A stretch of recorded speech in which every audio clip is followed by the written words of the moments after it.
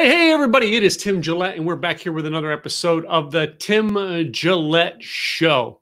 So I'm Tim Gillette, your host, and this show is just not about me. Just because my name's Tim Gillette doesn't mean the show's about me. No, it's about the people who I share with you about. Today's guest is going to be Ross Brand, but before I bring Ross up, all right, remind you, go over and subscribe to us on Apple Podcasts. You can go to timgilletteshow.com, and that takes you directly to our iTunes or Apple Podcasts, whatever it's called nowadays. And you can subscribe and catch this when it actually gets broadcast out live. The other thing is our other sponsor that we have is Simple Easy Marketing. Of course, you know, Simple Easy Marketing is my business, and we host an event every month called Simple Easy Events, a virtual events where our guest has actually spoken at many a times because he's one of the top people in blogs, videos, all right, and online marketing. That's why we have him back on a regular basis. But today, it's the first time in my years of knowing Ross Brand that I get to actually interview him on my podcast. All right. And I'm trying to think, I think when we were on Blab, we might have done something with each other's shows, but like now that we've both gone into live stream space in different areas, I got to say, this is a first of us being on each other's shows. We just have not been on our official shows. We've been on an awful lot of things together, an awful lot of things that we've done throughout the years. All right. And he's a good guy. All right. He's someone who I always look up to because he's very wisdom oriented about StreamYard, which I use to broadcast this. So let's find out today about Ross Brand.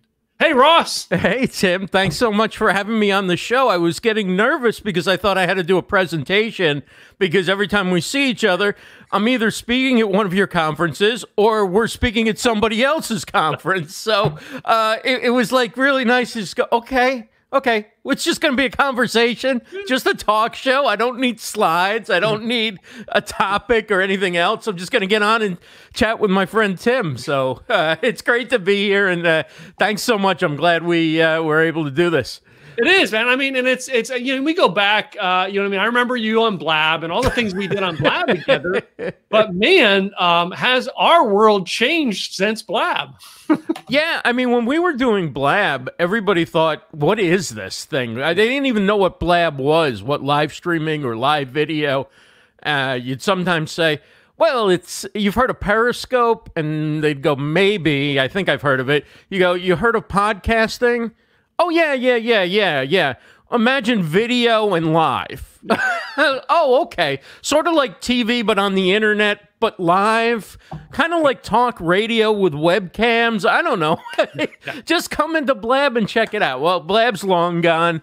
We've both moved on and stuck with it. And like I always tell people who have stuck with it, everybody who has really gotten better because they've had to learn how to build an audience and a community. Blab made it really easy, but by having to do that, the shows get better. And, you know, I think you're doing great stuff. And those of us who've stuck with it, it's really been a rewarding experience over the last 5 years. Yep. And I mean, and what you're doing now, I mean, Livestream Universe, I mean, you created that out of Blab, correct? Yes, I did. Just when I found Blab, like the next day, I was like, I'm starting something. I didn't even expect to go on camera. I was just wanted to like promote what people were doing and share their live streams out. And of course, once I got the bug, I went on a show or two as a guest and called in because you could just jump into an open seat on Blab. I got a taste of it, and I said, well, maybe I'll host the show. And once I hosted a show, then no longer was I like the media for live streaming. I was deep into live streaming myself. You know, I mean, I still try and cover what's going on in the industry on my shows to some extent, but obviously I'm a participant as much as I am an observer of what's going on. And I mean, and we think about it. I mean, I think Blab, I think I hosted myself in the 1 year or something it was open, probably 60 or 70 different shows. You know, I mean, my own show. How many did you host on Blab? I'm just curious. Did you ever keep count? I never kept an accurate count. I'm saying around. I'm thinking one a week from like late November till May or June whenever I abandoned ship, like I could just see it wasn't stable anymore, wasn't sticking around. But I did one, at least I hosted one a week, some weeks more than one. Not usually more than two, but who knows, you know? And then I guessed it a lot. I mean, you would just pop into watch a blab and somebody would say, anybody want to come on with me or whatever? You're like, yeah, bing, and here I go, you know? So, but you were hosting constantly. I remember it's like Tim Gillette is on again. Yes. And that was, I mean, part of it was, I mean, when I get on there, I wanted to experiment. And I'm a challenge type guy. Not that I challenge the world, I challenge myself. And I remember getting on Blab, and my first challenge to myself was, I'm going to be on 100 other people's shows in 30 days. And then I make up rules. So it's like, I can't just bombard your show. I can't just pitch. For me, it was like, I'm going to get on your show, but I'm going to wait to kind of be invited. Right. So, like, and that got to be that, like, every time we went in, and you were the same way.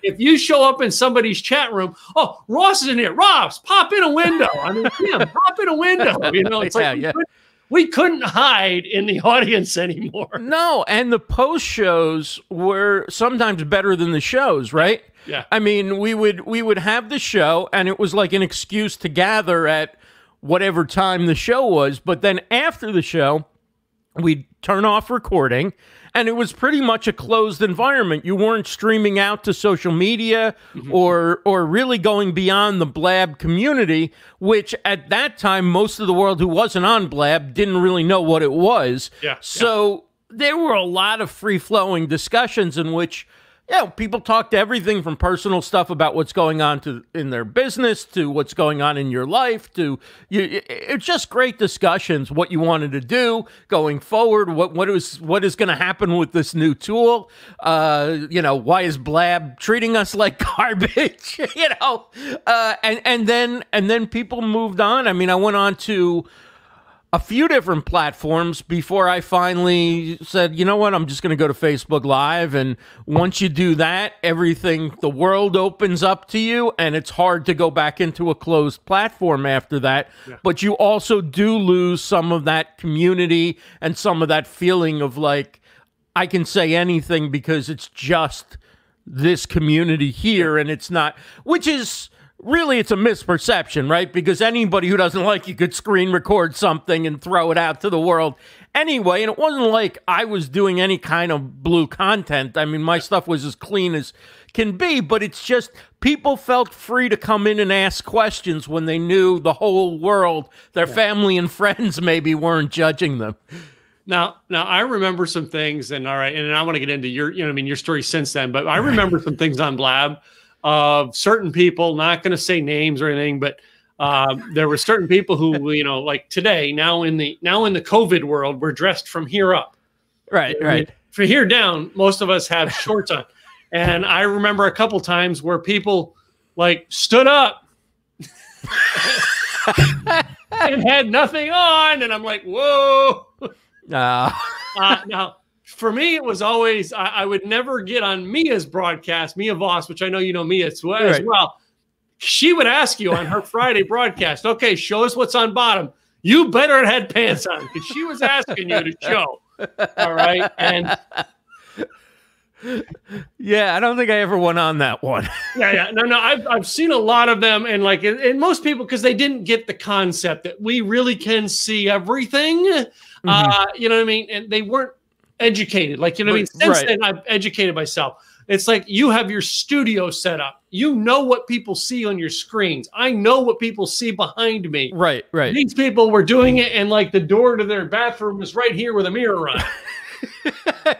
And like, dude, you can't do anything because it looks right into the camera, looks right into the dang mirror and shows us that you have no pants on, dude. Right. I certainly didn't have an exciting background, but I knew that like whatever was in the frame had to at least not be inappropriate, right? Yeah. Like you want to clean up what's in the frame. What's to the right and left of the frame could be chaos. Yeah. And it's the same way like when you look at a TV studio, they've got all these things going on and then the set itself is pristine, right? Yeah. But it's not like that couch is there and then around it is a beautiful house. Around it is all these cameras and microphones and people working and you know, so it's kind of the same concept, whatever's in that frame. But yeah, people, I mean, you got to treat that. It's like I talk about my profile and like on Facebook, and I don't share anything that I couldn't share publicly. I don't use privacy settings. Same thing when I'm doing video. I'm going to have pants on. Anything that could go wrong, I'm not going to embarrass myself or my family or my reputation. I mean, that's part of the learning curve. I know we got John Preto's watching in the guest room, and John's done with like commercial type stuff. Right. You know what I mean? If you've ever worked in a commercial set where you've gotten on camera, you know these things. You know that this may look cool back here, but I know what the backside out there looks like. Right. I know what the camera can see. It's like I've learned all this stuff over the years. Right. And that's where now I guess you with Livestream Universe is now telling people, you know, it's more than just turn the camera on and go. Right. Well, I've had to learn the visual side of it along the way. I didn't start out knowing a lot about being on camera. And like I always say to this day, I still am not as good as I'd like to be at looking at the camera. I will still look down at the monitor because I feel like I'm talking to Tim and I can look down at Tim because when I worked in radio, I didn't have to look at anything or anybody. Whatever just got that sound out was fine. So I've cut down on my gyrations a little bit. But I mean, I used to like laugh and I'd go back when I started out. I was like, what is that thing? I didn't know I made all those movements and expressions and stuff. But over time you start realizing, and the level, the baseline starts rising, right? Like when we started, I was going live with my built-in webcam, you know, one lamp, one desk lamp, and, you know, nothing else, right? It was like I'm sitting in the dark. But the audio is where the content is for a large part. But now that everybody's has good webcams and a lot of people are getting into mirrorless and DSLR cams and are building sets behind them, you have to step it up a little bit, and now it's like the average person has to use Zoom or some type of messaging meeting platform for work. So there's a lot of different people who never thought they would do this stuff who are now, you know, what microphone should I buy? How can I set up a green screen so that people think that I'm in a nice office and not in my bedroom or whatever? How can I get a camera that'll, you know, work good in a low light environment or what? Like, what? You said you were never going to do any of that web stuff that I do. That podcasting with cameras thing that you're doing, right? Well, I mean, you know, Ross, I've been doing live events since 2012, and I was like, nah, I want to do live events. Yeah, I do. I like doing these live streams, but I want to do live events. I want to be in the room. Right. Guess what? That's flipped now because I couldn't do live events. Right. I had to do virtual events. And we do. I think you know what I mean? We learn as we go. All right. And like, I mean, just it's encouraging me to see the fact that you're going, well, Tim, I'm still having problems with the camera. All right. I myself do it because when I'm hosting a show, I same thing. I got to look down and make sure all my stuff's in line. I got to look around. Right. And I go back and look at the show later. It's like, oh my God, my eyes were moving. Oh my God. They think, you know, and I want to put sunglasses on so you can see my eyes are moving. It's interesting because I wanted to speak on stages and do live speaking, and I'm lucky that I've had a chance to do some over the last several years. But doing virtual events is a whole different skill set.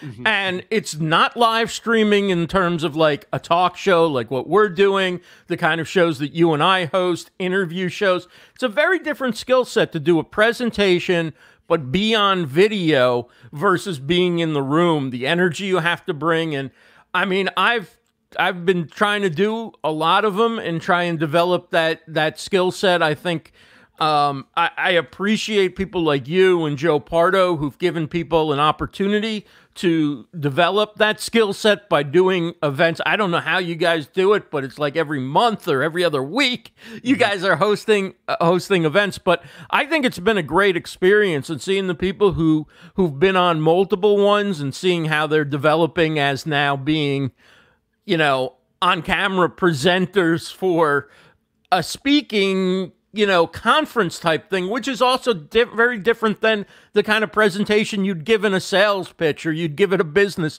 meeting.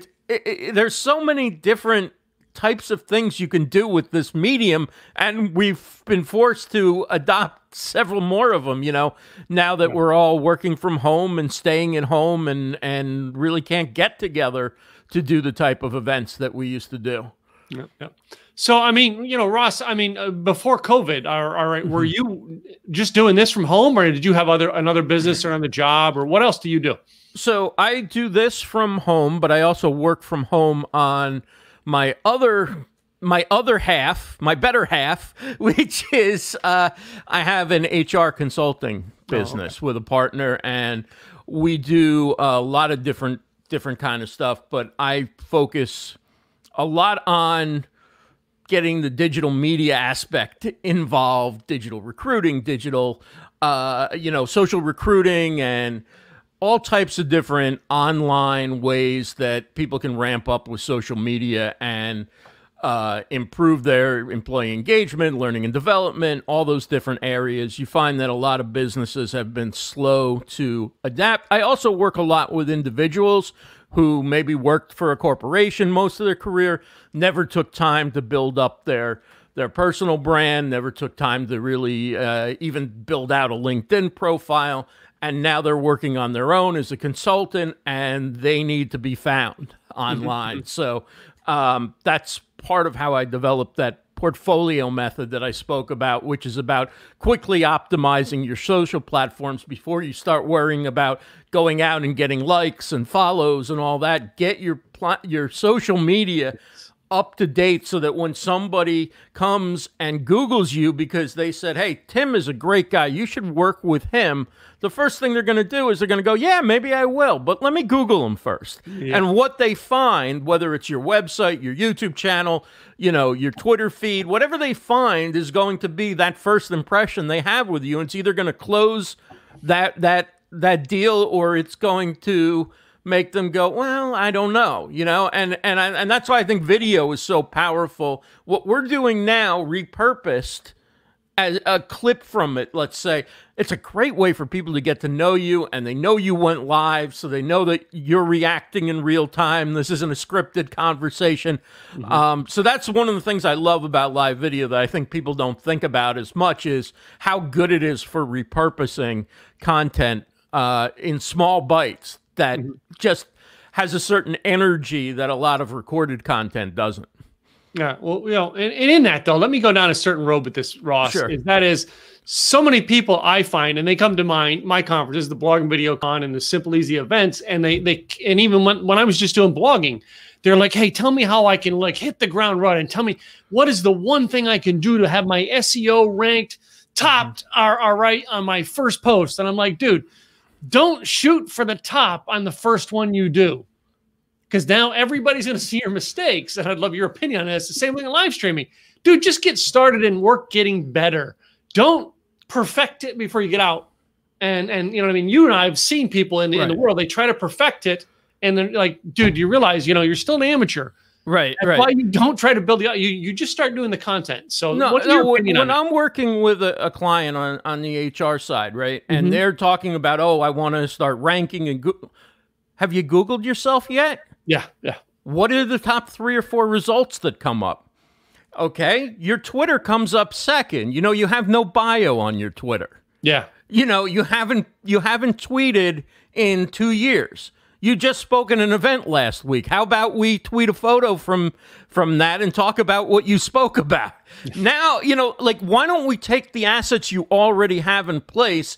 I'm not, like I say, I'm not an SEO expert, but I can read what the results are above the fold on page 1, because after page 1 it really doesn't matter. But it's what comes up on page 1, which most likely is going to be your website about page, your LinkedIn profile. If you're active on Twitter at all, that's going to come up. You know, it's the same things that come up. So let's at least get the best we can on those right away, and then come up with a plan to continue feeding some good content on that over time. And, you know, most people who are consultants and they're coaches and they're working with small businesses, getting 2 clients a month off of, you know, people closing those warm leads on social, that's huge. That makes a huge difference in their revenue for a quarter. So you've got to work with what you've got. I mean, the beautiful thing is that the internet gives us these sites,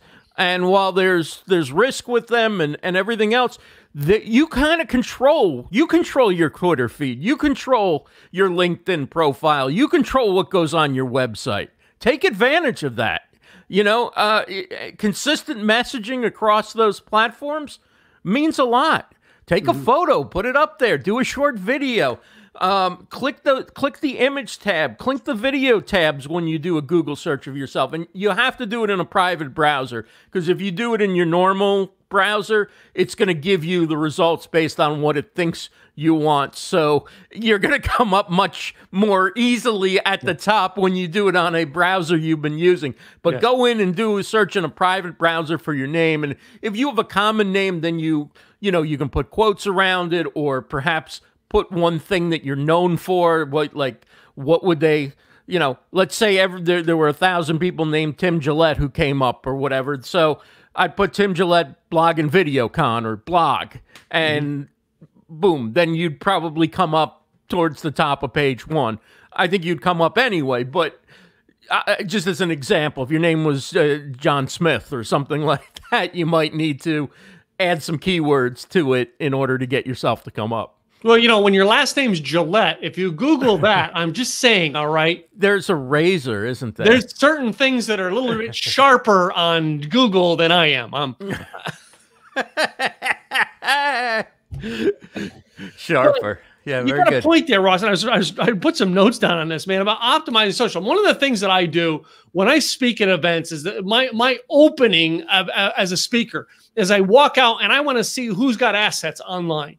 Right. And I make everybody stand, and I find out who's got a social profile, who's got 2 social profiles, who's got 3, 100 followers. I mean, I go right up the ranks to find out who in the room has the most influence. Right. And I do that for a reason. The very first thing is are you on 2 social platforms? Right. And you don't want to know, if I spoke to a room of 50 people and I say, if you're on 2 or more social platforms, stay standing. If you're not, sit down. You do not want to know how many people sit down. And I'm speaking at entrepreneur events. What is the platform they're all on? LinkedIn? Is that I don't know. At first, at that point, I don't know at first, but I'm like, at least if you're not on 2 and you're trying to build a business, right? Hello, this is your first problem. If your business is successful, then maybe you don't need it, but then you're probably not coming to the presentation in the first place. If you're coming to the presentation, hey, how about opening up that account before you go and starting to familiarize yourself with a couple of platforms, so that then the material makes more sense and you can ask questions that are more relevant instead of, you know, like, what is a retweet? Like, get on there, do it, you know? I keep mentioning Twitter, even as a lot of people have kind of abandoned the platform, or just automating everything. I'm kind of, Twitter, I'm not on as much as, and I'm just now starting to go back in and investigate with LinkedIn, because I've had you share with me about how LinkedIn's getting better. Other social, live stream people are saying how I'm on the other side of the curve on LinkedIn right now. LinkedIn right now is a rough neighborhood right now. They are really. I mean, I went to this meeting of a bunch, virtual meeting with a bunch of people who are all, using LinkedIn Live and talking about it. And everybody was saying, like, over the last several months, they, consistently over the last 6 months, they've seen their views dropping to where, I was getting like 2,500 to 3,000 people on my first several, and it's been a steady, okay, I was getting in the thousands, in the thousands, in the thousands, okay, in the high hundreds, the mid hundreds, all good. When I go live now and get 50 people, I'm like, hey, all right, at least it worked. Yeah. So, that's a huge drop-off. So, clearly they've decided that, we don't want to share your stuff.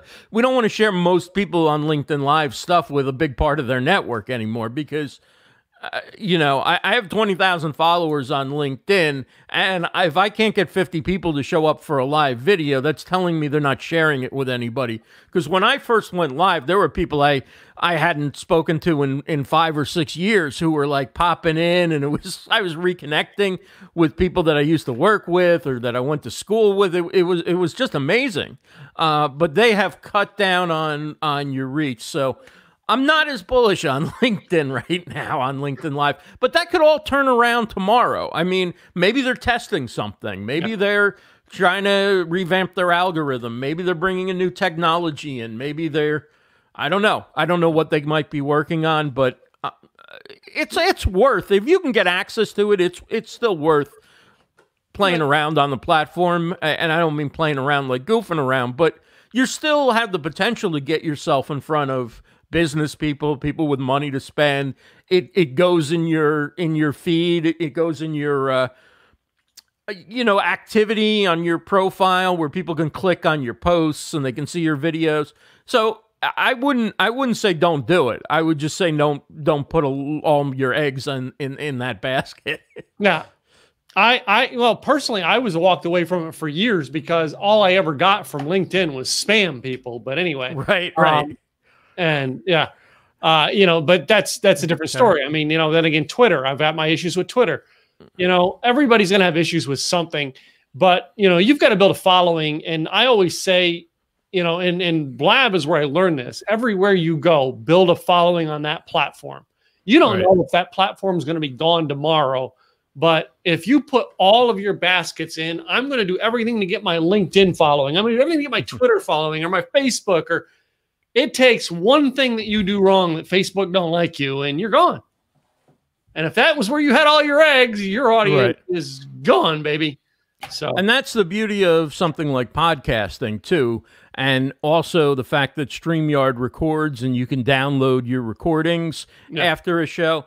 Own your own material. So when you make a podcast out of it, you're putting that up with your hosts. So Facebook can shut down. You're still distributing it to about 18,000 different podcast apps. All the ones you registered, and then all the ones that pop up and grab it from Apple Podcasts or iTunes or whatever. But so that's the thing. Own your content. Download all your content. Download your videos after you do them. Store them all on a hard drive somewhere. Know that you can always rebuild that content library. Of course, embed stuff on your website, but always know that that platform that you're streaming to might change the way it operates, might decide to take away a service, might shut down, might make it pay to play. There's so many different. I think we all, like Terry just said, Blab alumni. I think we all learned the lesson on Blab that I certainly built my first live streaming brand, so to speak, around Blab. Yeah. It wasn't I was doing a show at X time and day. I was doing a show on Blab. This is a Blab show. Yeah. Come see it on Blab. Like, I hit home Blab so much that, I then had to figure out, what am I doing? What am I doing? So don't do what we did on Blab. I think a lot of us did that, right? We went all in on Blab, assumed it was going to be around forever during those 6 weeks when it actually was stable and working. And it was a huge wake-up call the day you went on Blab and realized, crap, we're gone. Right. Or it just, there was definitely a long decline where it wasn't working. I know it was going 3 months before. The homepage started becoming so messy, so ugly. And Yeah, yeah. So Ross, I mean, you work, you got an HR consulting, all right. You're doing live streaming, all right. Has this been like your whole world? What is your roots, and where did you get started in this world? Sure. So I started working for newspapers as a writer out of college. And then I had the last newspaper I worked at, I had a boss that would always be yelling at me because I was talking to people too much. And she didn't like that for whatever reason. Apparently, she wasn't too familiar with how life in a newsroom is. But whatever. So I decided that I would maybe go into radio where I could just talk to people all day and didn't have to worry about going out and writing long articles. And so I tried my hand at radio, and there was a day I was doing behind the scenes production, and they called me at home because they needed somebody to go out and cover the governor being indicted. And I said, this was in Phoenix, Arizona at the time, and I said to myself, you know what? You're hardly making any money. You have to work all day Sunday producing all these, weekend talk show hosts who are bleep, bleep, bleeps. And I said to myself, you know what? I'm going to be really bold here. Okay, I'll go out and cover it for you, but you have to use me on the air to voice the story. And because they were desperate enough, they said yes. And from that, I then was also doing my own show on a small station that had like 4 listeners, but I was I got the confidence from that, and I was taking clips, and I sent them out, and I got hired, and I went to Virginia for a year, and I worked in a small market station, and a year later I came back to Arizona, and I was working at the biggest group of radio stations in Phoenix, and it was a very, very exciting time. I was covering the NBA back when Michael Jordan was in his last season, and Larry Bird was coaching, and seeing all these greats that I had watched growing up, and it was really cool experience. And then I continued doing it in other markets after that. But after about 12 years, I said, okay, I want to, like, the furthest thing from media, right? So I'm going to go into human resources. It'd be a nice, stable job, 9 to 5, clean office. But I also felt that, being on a more serious side, I did feel there was a need for communication and media skills within where HR was going at that time. So I got a master's in HR. And during the time that I was getting the master's, I started doing social media because I was the head of an HR organization at that time that needed to grow its membership and needed to get people to show up for events. And so I'm like, okay, I'm going to have to learn social media. I didn't even have a LinkedIn profile. So I started LinkedIn. Then I got on Twitter. I did Facebook last. I was always saying I'm never going to do Facebook, but finally kicking and streaming, I did Facebook. Started using Facebook event pages. And we went from like getting 2 people to show up to a happy hour to getting like 200 people to show up on a Friday night for an academic discussion. I was like, yes, this does work. So I was doing social media pretty heavily, and my HR work started going that way. Again, I was relatively new in the industry in a lot of ways. And it was amazing to me because I'd be doing this humdrum work, and then all of a sudden somebody would call me into an office and be like, oh, I want you to meet with the senior vice president and CEO because they need help with how they can develop a LinkedIn recruiting strategy. Like, well, that's sure a lot more interesting than checking references. Let's do that. Yeah. So from there, I started consulting, and I started, HR Avant-Garde, which I have with a colleague, and about a year after that, or a year and a half after that, stumbled into Blab, and my life hasn't been the same since. I fell in love with broadcasting again, and so this has become, not just a passion, but it's become a business as well, and I devote as much time as I can to it. I work, with different companies and clients, and I just love it. I love it more than I did the first time around in my 20s and 30s doing radio. I mean, this is it's like a second love. It's something that I really cared about, but kind of grew out of, after a while, the moving around and the hours and the craziness, you know, and now being able to do it in an entrepreneurial way, combine my education with what I'm doing, talk about business and help people. I couldn't be happier with, you know, having stumbled into Blab, not knowing what it was, but knowing people were going to be talking about something. I thought it was going to be like a texting thing or, you know, like a Twitter chat on steroids. And I fell into what I thought was like talk radio heaven, but with webcams. And, you know, so here we are. Well, I mean, you were in Arizona. Do you know Dave Pratt?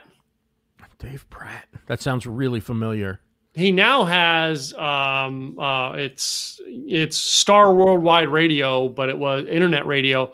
But he was on like traditional radios, in rock the Phoenix radio, area. rock radio. He did rock radio mornings. No, I think he did. Yeah, yeah.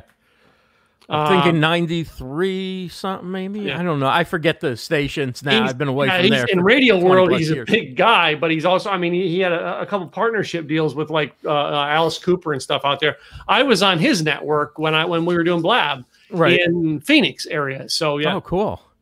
Yeah. And it's just when you said Phoenix, I'm like, there's somebody in the radio world. Right. But well, I mean, you know, since the Blab days, all right, you know, I mean, we talked quite a bit of tools and stuff that we've done. Are people coming to you now to learn the tools, or are they coming now to you to learn the skill set? A lot of times they start with the tools and they start with how they can grow. And I have this tendency to look at it from big picture. So they'll ask me what they think they need, and I'll tell them what they need. No, but I try and look at it holistically, like, what are your goals? What do you want out of this? How can we get you there? And I do think that one of the things that I have trouble with online stuff, and there's a lot of people who are doing good things, but it becomes so much about the gimmicks and the algorithm and the superficial. And, you know, all that's fine when you get to a certain level. Then, yes, you're focusing on your thumbnail or how you're working the algorithm, or, you know, what time do you post and all these things. But before that, you have to get good at it. Yeah. And you get good at it by doing it, but also by learning there are techniques for how to handle situations. And a lot of this stuff is now instinctive to me, but I can quickly watch what somebody's doing and pick out, okay, these are things you can do differently to make sure that that doesn't happen anymore. Or also, how do you align your business content or your content that you're doing for a show? How do you make that interesting as a show, but still have a line of sight back to your business? How can you align something that draws an audience in, even if they're not ready to buy that day? They're not coming for the widget, right? But they're coming for what you offer, the value you provide, the entertainment, and they get to know that you also have widgets. So when they need a widget, they reach out to you. And that's a challenge for people in some businesses, but a lot of it is just developing your confidence and developing certain skills that hosts have that they can rely on, right? And developing your personality on camera. Some people are really, like, you meet them in person, they're so gregarious, and then they go on video and everything is very, very quiet and contained, and I don't want to make a mistake, and I think I should speak really soft and slow. I'm the opposite. When I got in, I was super shy when I got into radio, and I used to have people. Now, I'm working in the biggest group of radio stations in Phoenix, KTAR. We got all the NBA, Major League Baseball, all this stuff. I'm working in the Suns locker room. I'm doing sports updates on the sports station 6, 8, 10, 12 times a day. And there'd always be somebody in the huge newsroom, right? There'd always be somebody like, what do you do around here? I see you all the time. I was so quiet, I didn't talk to anybody. I even turned down the monitor on my desk whenever I went on air because I didn't want the people sitting near me to listen. That's how shy I was. But when I got on air, it just, like, all this energy came out. And so, like, people be, oh, that's you? I never would have expected. You're so quiet. Obviously, I've become more outgoing. I've become more, a little bit more, a lot more social probably in real life, whatever. But in other words, that's the mix you want. You want to be quieter, a little bit quieter off camera, but you got to be yourself, but you got to turn that dial, turn it to 11. 10 isn't good enough. If 10 is every day, right? But at the same time, you want to do it without shouting, without screaming, you have to still leave yourself so you can show energy without being out of control, without, there are a lot of people do this shouting stuff, get it today, the deal goes now, it's nobody wants that anymore. People are tired of it. They've heard all the pitches. They want something of value, and then they will come back to you for what you have once you've shown them that you can provide that value and it's something that they need. Mm-hmm. Mm-hmm. So, and it reminds me, coming about building your personality online, and it's to me, it's always harder to teach people how to build their personality. I tell them it's something you've got to develop into in our coaching program. And I'm speaking 10 years, and I'm in this business because I knew Zig personally, and I'm not what you think about when you think Zig Ziglar. I was the farthest thing from it. But I had to find that voice. Tom Petty, maybe, but not. Yeah. I love the link. It's so funny. Yeah. Yeah. No, you have to do this. I wasn't any good the first couple times I went on air. I was horrible. Yeah. You just don't wake up and be great at it. But the potential was there, and then I came back again, and okay, I figured out, coming with all this stuff planned in your head and written down isn't going to help me do a better show. I'm better off the cuff. Okay, I'm going to do this unscripted. I'm going to have topics and themes in mind and know why I want to talk to somebody or why I want to talk about a subject, but I'm not going to bullet point it to the last detail, because I know that if you have too much detail, you lose the conversation, you lose the ability for the average person to get moved by what you're saying and then want to think about it and maybe call in or maybe, come back and listen the next time you talk about it. Yeah. So all these things, and other people are great at writing things out. They're hosts that sit there with a pile of notes like this, and it's like story number 1. But, they interject some humor, or they have a way of doing it, or their voice is just so charismatic or whatever that for whatever reason it works for them. So different people work differently. There's no right or wrong. And that's the other thing. Too many people are always saying, like, this is the way you do a show. Well, that's the way you do a show, right? But I don't think the way I do a show is the way you necessarily need to do a show. I'm doing what works for me. Yeah. And when I was, in radio, sports was the third thing I wanted to do. I wanted to do music and learn within 5 minutes that my personality and sound wasn't going to cut it at that. I wanted to do news then after that and talk about, controversial topics and stuff, but something inside of me thought better of it, and I didn't think I had that sort of neutral, boring news tone where you just never... now today, newscasters much more telegraph what they think about stories, but back 20, 30 years ago, people played it a little closer to the vest. Yeah. And then I had a guest on and started talking sports with him, and I realized, okay, my delivery, my energy, the way I approach things, the way I talk about sports... part of it is who you are and matching it up with content that works for you. So my first choice wasn't to be a sportscaster at that time, but I did it because, yes, I was knowledgeable, yes, I was passionate, but it also was the right fit for the way I speak, where I came from, what I know, and how I can deliver that to an audience that wants to hear certain sounds on sports. There are people that can run rings around me based on what they know about sports or how they could play sports, but their voice doesn't say sports. It says, you know, it's a night at the opera. And so that doesn't work for sports casting. Never thought about so that. you not only, there's so many things. So when people say, this is the way you write your script, this is the way you host the show, these are the topics you need to cover.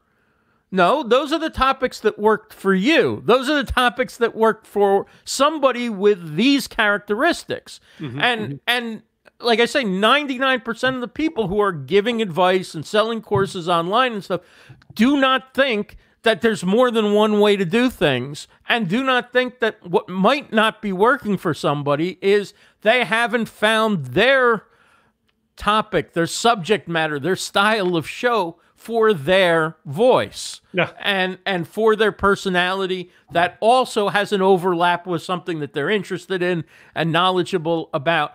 So, you know, that's why I could hit the ground running, even though I was sitting in the dark with, you know, a crappy webcam when I started out. I had the experience of being pretty, I mean, I was nervous when I went on, but I was also underneath, like, I know how to host the show. And so it takes time, and it takes doing it and doing it and doing it, and you'll find it. But, you know, you can find it pretty quickly, but you have to sort of drop all this noise that people are telling you need to be on this platform. You need to find out what it is you like doing and what you're suited to do, and how that can align with your business if you're doing it to promote your business. And then we can get into tactics, and then we can get into long-term strategies and things like that. But you have to get good first. And you know, you see the people who are doing it and committing to it, particularly post Blab, where they've had to build an audience, and you see over time people are getting better. There are people who thought they weren't going to be any good at it. Well, they're 3 months in. 3 months in, they're terrific. Yeah. There's the biggest key that I think that most people who were doing shows on Blab versus the ones who are doing shows now is learning to build an audience. Right. You know, it's one thing to plug into, I mean, when I was on the radio station, easy. They marketed to get the audience. I just bought a time slot. Right. Now I've got to fill my own time slot.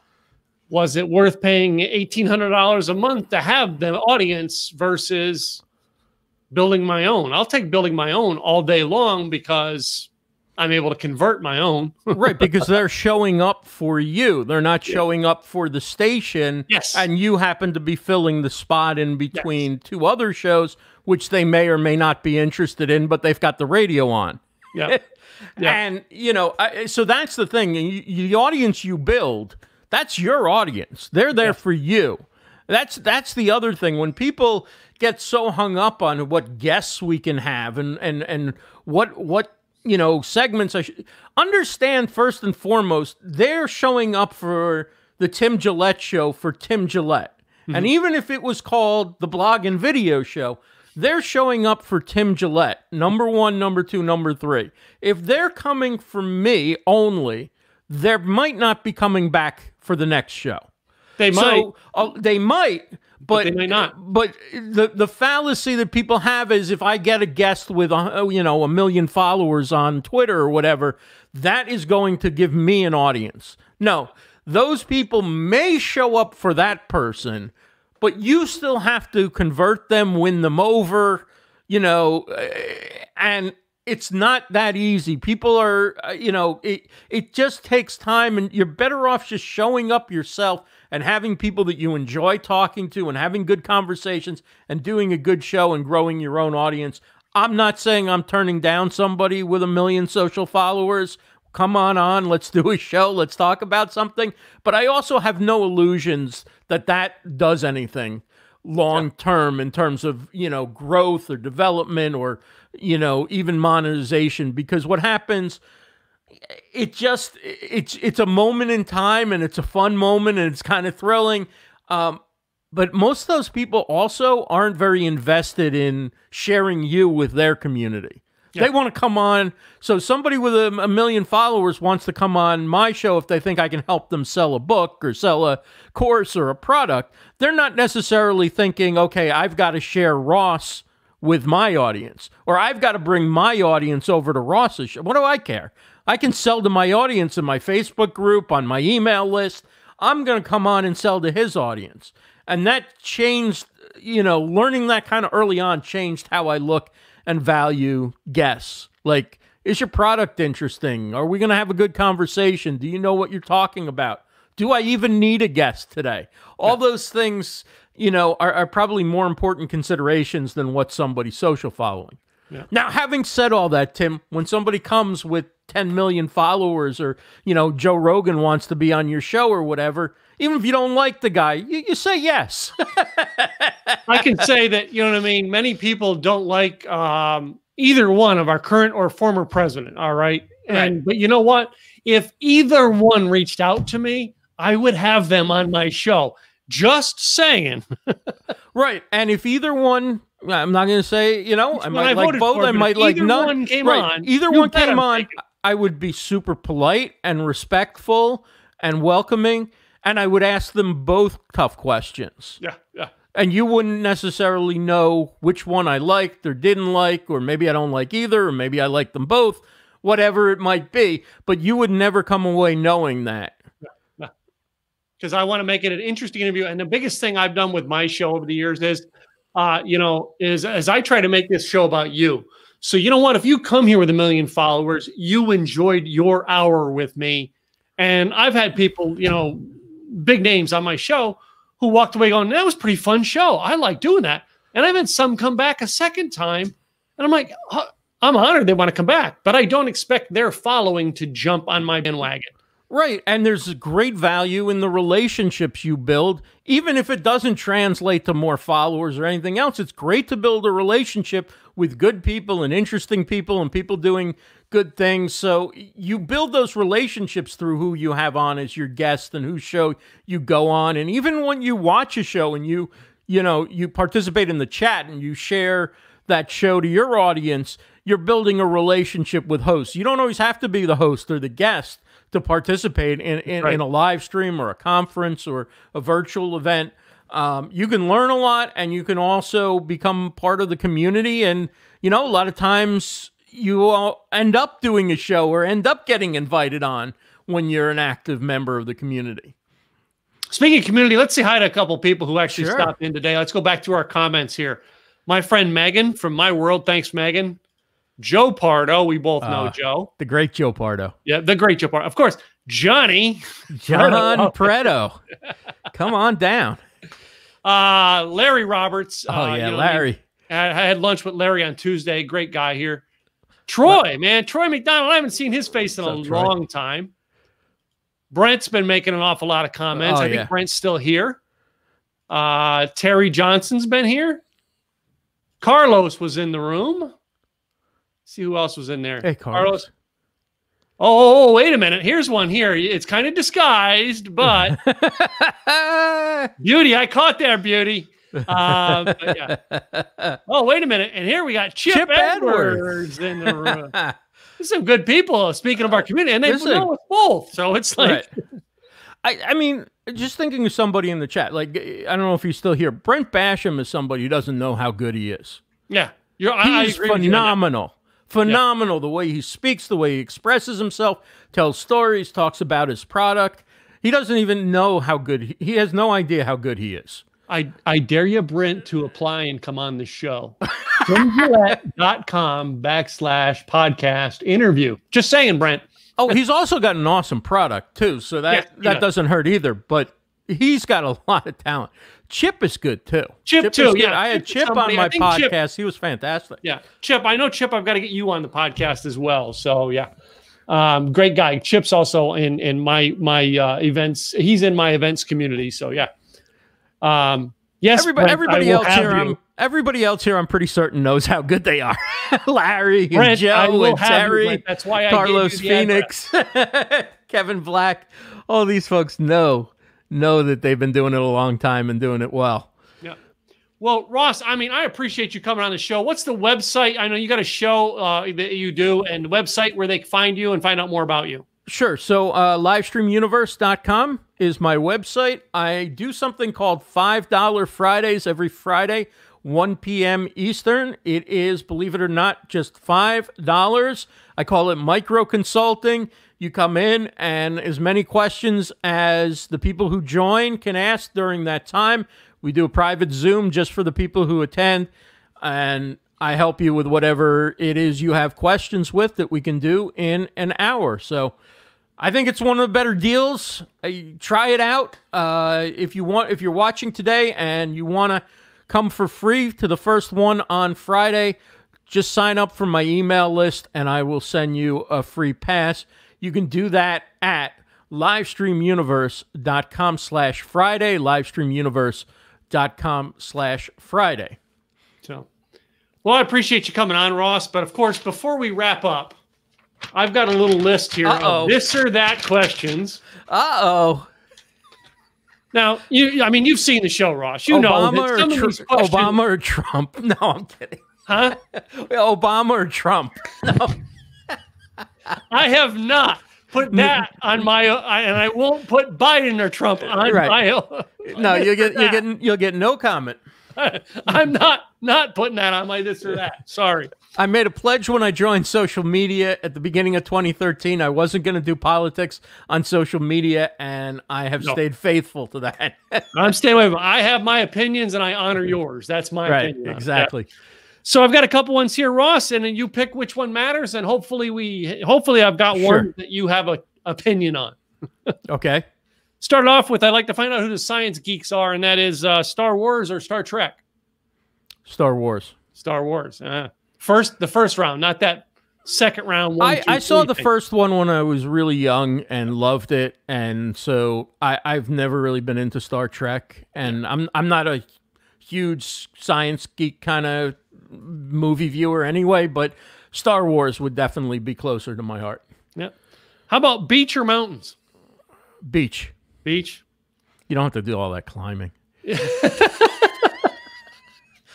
Plus, there's water. Yeah. Which is nice. Place to go swimming. My next one, we move into some food categories, and the next one would be tacos or hamburgers. Ooh, that's a tough one. That's a tough one. I'm going to go with tacos. You can't beat tacos. I know. It's tough, but that's why I have them, this or that. So it's a very tough one to choose. My next one here is, if you're going to the movies, do you get popcorn or candy? Popcorn. Popcorn. Salt and butter? No. No? Okay. A salt, maybe. All right. If it's like real salt, not that fake stuff that they put on. I can't stand that fake stuff. I just get it plain and have it dry. So I want to move on to one of the most controversial questions in music, and apparently it's been used as clickbait this week. And that is Van Halen, David Lee Roth, or Sammy Hagar. That's a good one. This is where I'm going to lose like half my list if I. I mean, they were both good. When you have an opinion as to which one you like better, but they were both good. I mean, David Lee Roth was some kind of character. He was. But they had more hits songs. Yeah, some of the songs were better. Probably they matured as a band during the Sammy Hagar years. They became more musical and a little more disciplined. But I don't know. I could go either way. I guess I would probably, if you put a gun to my head, I would probably go with David Lee Roth. But like that was the clickbait this week all over Facebook was Wolfgang Van Halen gives his opinion, Sammy or Dave, and I'm like, you click the article and basically it says he says they were both good. Right. It's the biggest clickbait in history. That is like, oh. Anyway. This is fun. You got more of these, or I've got two more here, and the next one goes to the toilet paper. Does it go over or under on the roll? I say under. Okay. I had Cammie Baker on here from New Hampshire, and Cammie was like, I'm single. And if I go to a guy's house after the third time of turning that toilet paper over, I break up with him. This relationship's going nowhere. Well, it's good to know too high maintenance right from this. Well, no, I've had some of the calmest. I think putting it flat on its side is plenty fine. No, I'm going to take a picture roll of it this way and just put it.